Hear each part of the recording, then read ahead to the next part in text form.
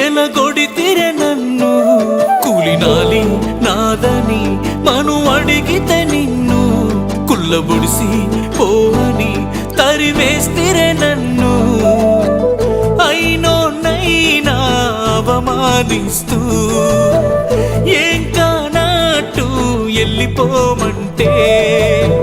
కాలుతున్న మనసు సాక్షిగా కన్న తల్లి సాక్షిగా